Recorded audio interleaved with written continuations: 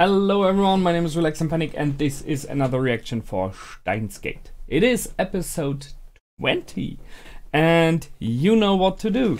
Just go down into my descriptions, there you will find a link that leads to the reaction itself. Replace the circumflex dot parts with real dots and enjoy.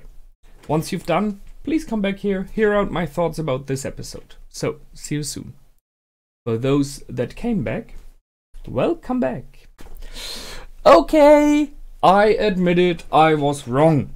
I had such a nice theory and it felt so fitting that it could be Makise and they played us all the time, but it wasn't. Damn it.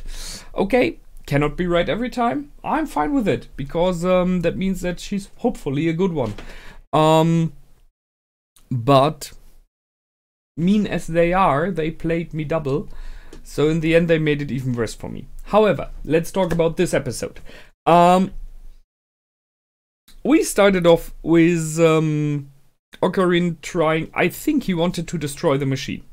So he had a crowbar in hand and was jumping forward, which for my theory was very fitting because he was going armed towards Makise. And it would be very fitting, you know, like she's the evil one. He with a weapon in hand goes against her. She steps in between because she wants to rescue the first timeline. She wants to be back on. And everything later on, even when she said, so you can't get the IBN, you have to go back to the first line, to the first timeline. It all did fit in my theory still. Well, at this moment. I'm not sure why he didn't get the IBN. That was a bit strange. It was in a warehouse, so I mean, he did a lot of stuff, why not break in? But no, they decided to wait if someone is going to get the IBN out of the warehouse. Maybe I missed something, but is there a specific reason why anyone should do so right now? Okay, they made Makise steal the IBN just 1 or 2 days before, so possibly that's why it would be fitting to move it fast. But in case FB would have just let it stay there, they could have waited forever. I mean, okay, he would have then D-mail jumped back in time or time jumped back in time and all would be different, but yeah, you know my idea. However, when he waited there to see if anyone is catching it, is getting it out and trying to catch FB, Makise appeared, and I really liked that. I like the fact that she turned over to them, that he convinced her. I mean, he made some really harsh accusings. He used harsh words and mean words in many ways. He shook her to her core, there's no question. But in the end, that's why she was there. She wanted to know the truth. And that it is. You know, you can hide in a wonderful lullaby land where all is the way you think. And until the moment when it all goes to ashes. Or you can find out the truth. It's always a question what you want. It's how to say it. You can people pretend that everything is fine. There are people in, just as example, very bad relationships. There are people living in societies that are just not working correctly and everything. And many people, most of us all, pretend all is better than it is, or all is fine, or try to keep eyes shut to stuff happening, or not do something. Because it makes our life easier. It simply is the way. It makes our life easier, and in many ways we hope that the shot that is fired will hit someone else and not us. That's the way we live. And it works, and you're kind of fine with it until the moment when you get hit. And then it possibly is even worse, but I can only guess it is. And then there are other people who are with open eyes, who go against stuff, who say it is wrong. They have, in my opinion, very often a more miserable life because they see things more negatively. But they are not so much surprised then in the end. I'm not sure which choice would be better. So Makise makes the choice. She wants to know the truth. She deserves it, there's no question. She deserves to know the truth. And so she helps him to find FB.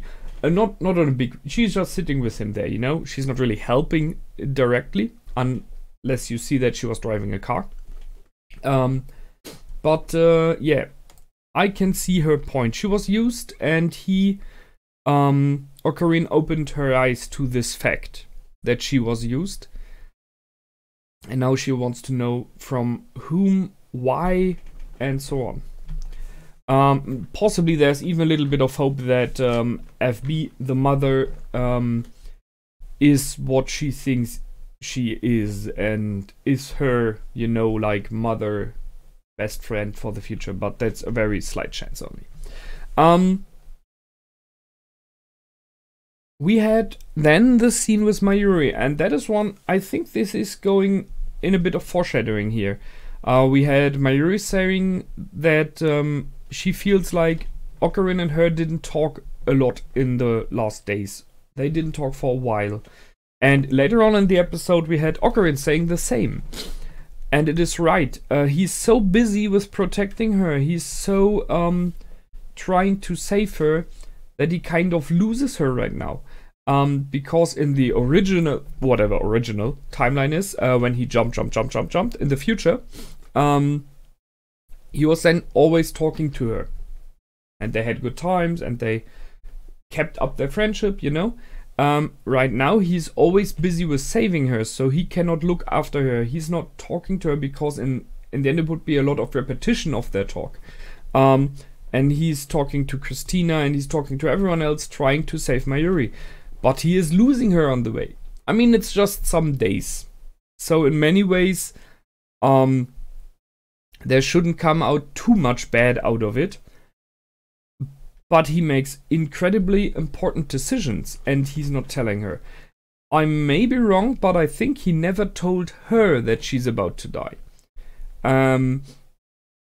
It would be...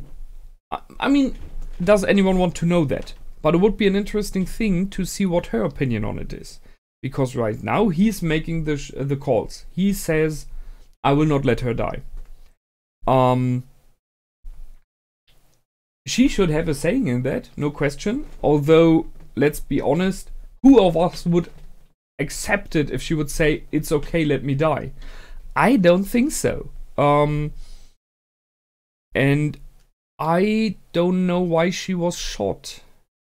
Which brings me to FB. I will go to this question a little bit later on again. Please remind me. So Mr. Brown says, when they meet him, in this one here, that Ocarina is in many ways a very happy person. Having friends like those and being up there in his lab doing whatever he wants, you know. It's very interesting that Mr. Brown has his eyes on him. Is this coincidence? I think not. They somehow made it this way. That maybe they knew that he would be important in the future. So they made Mr. Brown his landlord, so he can have an eye on him. It is a strange thing. Because that would mean that they knew it before. So, I'm not sure about that.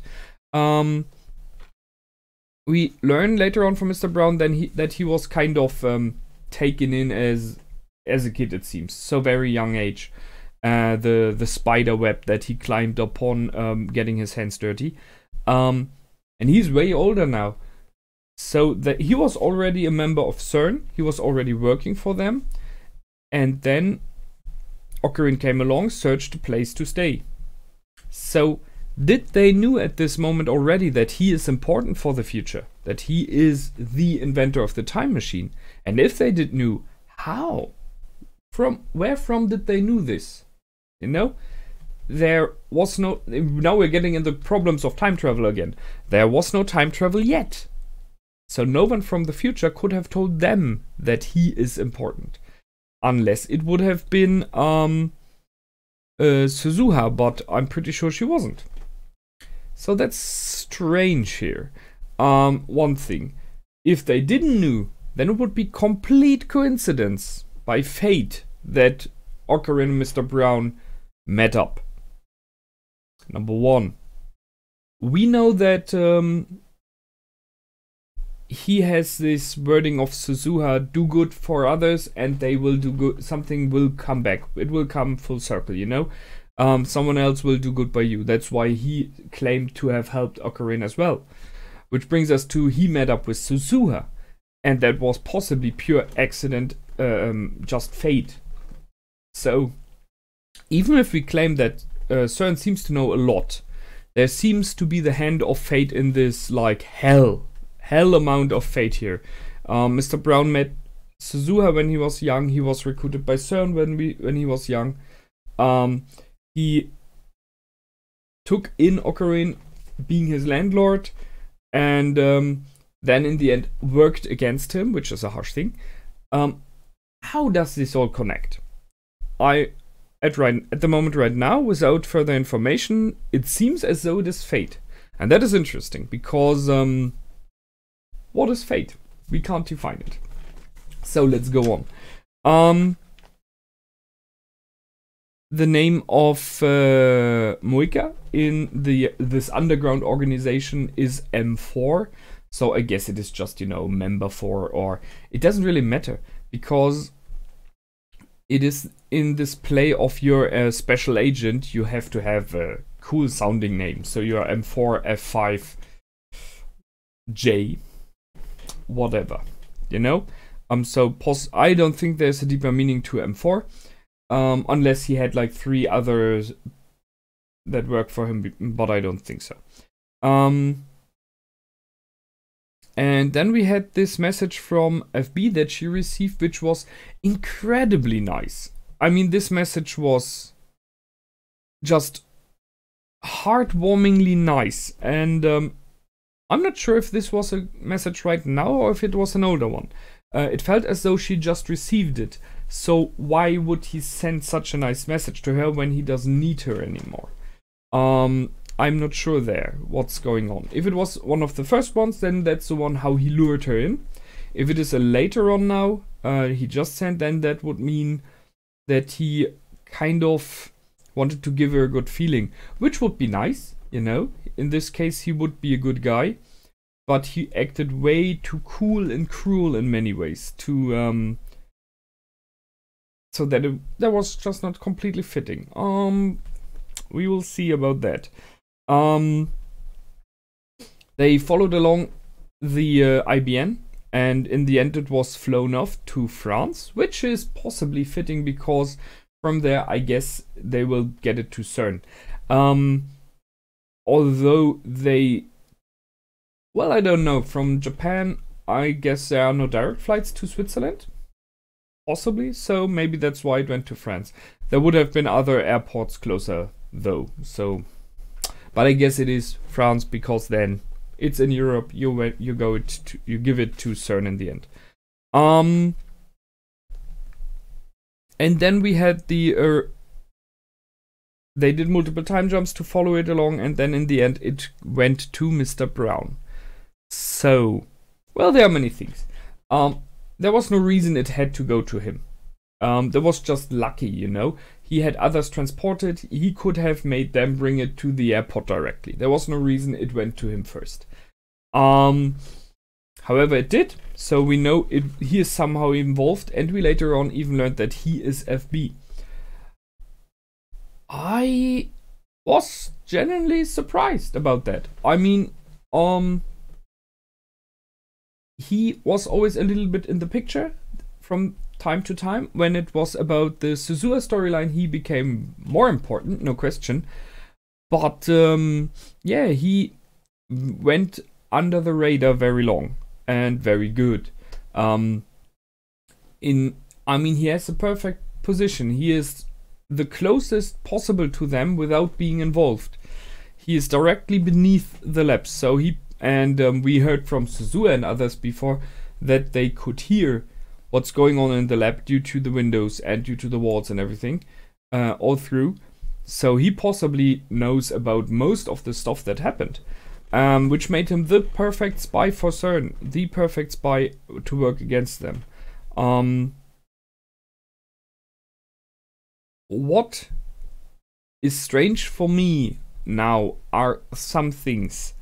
We know that FB in the end ordered Moeka to grab some persons, you know, some specifics, the one that were mostly involved with it, so that makes sense. And then to kill everyone else. So he was aware that she would kill Mayushi. And we know that Mayushi and his daughter are incredibly close. I mean, like, they are sisters. So how could he choose to do that?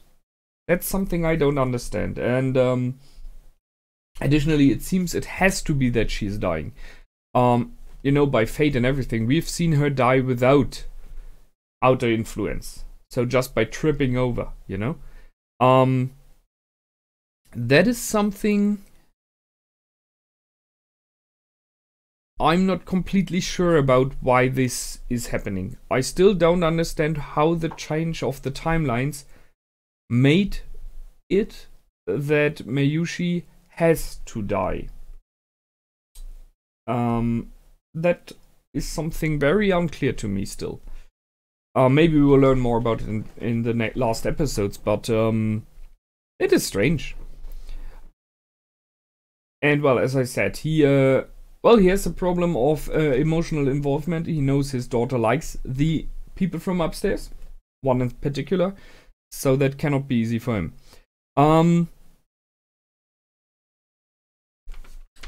Then, we had them talking the fact that he is FB, so it stands for Ferdinand Brown. Well, I could have checked like background stories about the CRT and everything, but so he was just an inventor, and it was just a fake name. So okay, he fooled Moeka. He was really good. He wrote these messages as though he was a woman, so that she felt understood by a woman, because he knew that is what she wanted. And he has other people working for him in similar kind of ways. So he is very good at luring in people, using them for his own good. And in many ways he said about the spider web where he climbed up, in the end he's a little bit like the spider in the web, using us as pulling the strings. But he himself is still someone who's just working for CERN, I guess, and he was recruited himself. When you hear the background, which he mentioned, so he was poor, he was breathing, he was hungry and everything, so he had a really bad life. And that's how they got him. Well, if you check history, that's how they recruit many people to do stuff people don't want to do otherwise. So it's always the poor that organizations go for, who are working in moral gray areas, or even dark. And speaking of that, yes, armies recruit there as well, because wealthy people who have a good living normally are not willing to go using a gun and die for their country or whatever, while poor people way more often do it, because it's their only way of finding any kind of a chance in the future to earn some money to have a living. So there was his problem, his recruitment as well. They got him when he was young and when he was poor and needed someone to help. So they got him in. And he would have went on with that. So now it gets interesting. So he already was quite a bit in it. And as we've seen from what he did later on, he can be cruel and cool. It's not like he enjoyed it, but he didn't flinch an eye or anything. He shot Moeka without second thought. And he shot himself. And he said the reason why he shot himself is pretty easy. Then all ties are cut. Possibly CERN, his supervisors, don't have to do anything, and his daughter doesn't know from anything. So there's no reason for them to kill his daughter now, at least he hopes. Unless they are like, it is something they do just because, you know, to send a message to others maybe. How did he get this daughter? When he was, let's call it a spy with a very strange kind of skill set and workplace, you know? It's not like he was spying on countries or anything. It was about time. Who is the mother of his daughter? Who was his wife or girlfriend?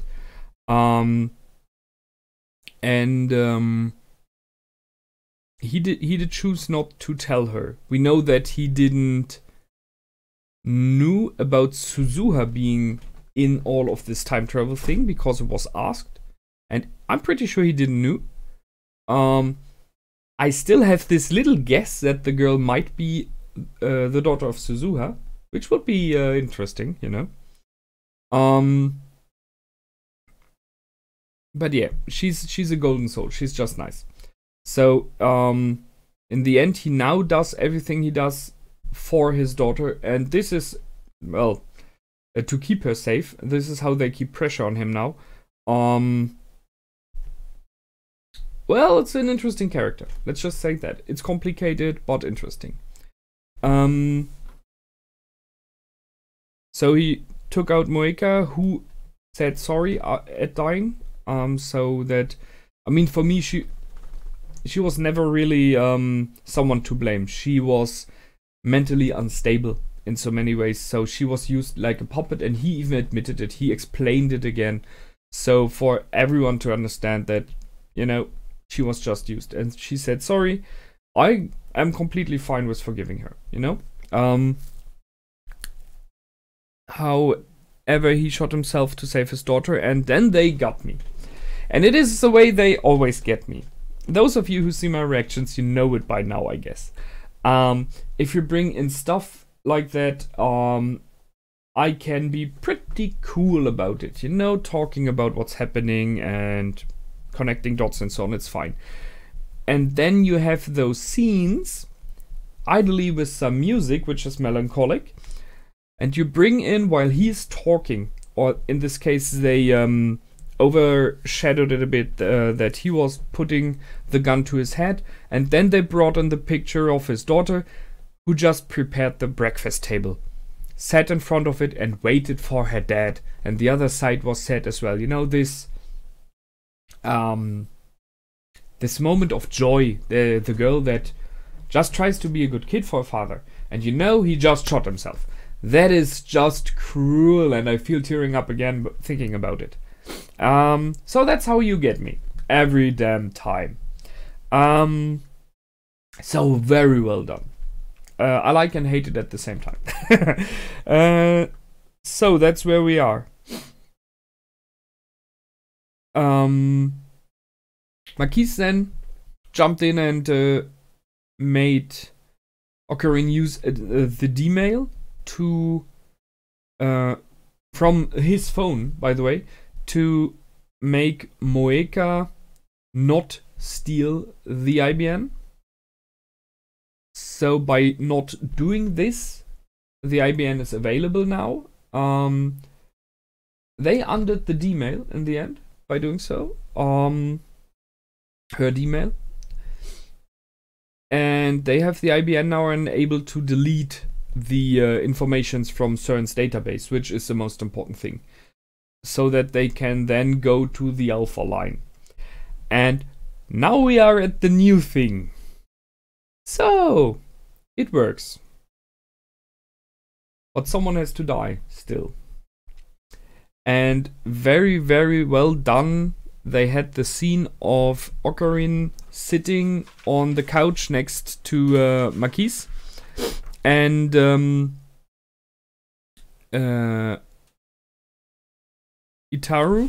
Daru was in front of them. I like that. That was brilliantly done. So they are sitting next to each other. He looks at her, and I mean, you knew that he was thinking about that. He feels something for her, and he even said it, you know, like he implied it.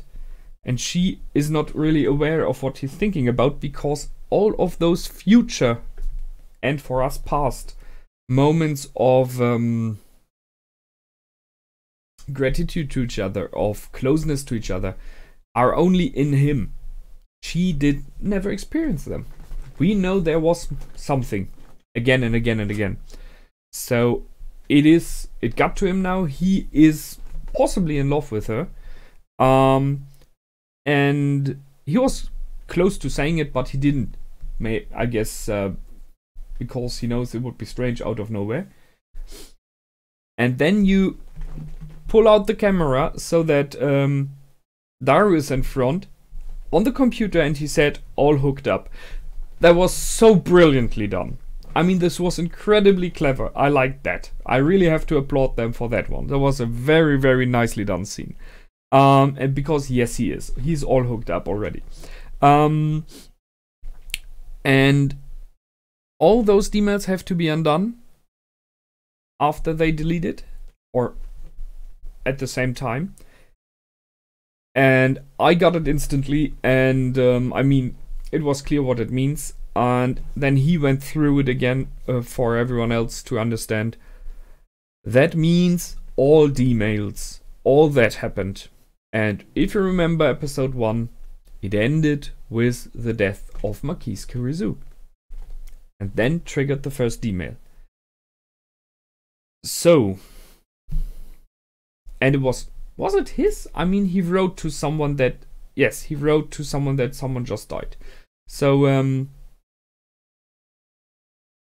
that's the question. Is there a solution for that? Because if you really have to undo them all and are not allowed to do any other D-mail again, then you can't save her, you know?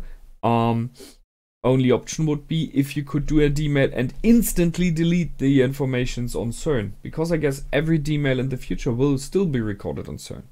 Maybe. I'm not giving up on that yet. I still hope that there will be a solution, but this is where we are heading towards. Which of those two girls is about to die right now? We will see. We will see. The plot thickens, as they say. It's just some more episodes now, so we're closing on the finale. We are on full steam. I really, really like it. The series is has really grown more and more in depth. And I like the fact that so many characters have their very own plots, their very own schemes sometimes. I mean, you see this series at least a second time now watching a reaction. I guess way more. I can only guess watching it again, knowing about characters, who they are, what they do and why. There's possibly a bit more in than on the first view. So, I hope you enjoyed that one. I did for sure. And as always, please feel free to comment, like and subscribe. Please don't spoil, as always. And until the next time, my name is Relax and Panic. Goodbye and out.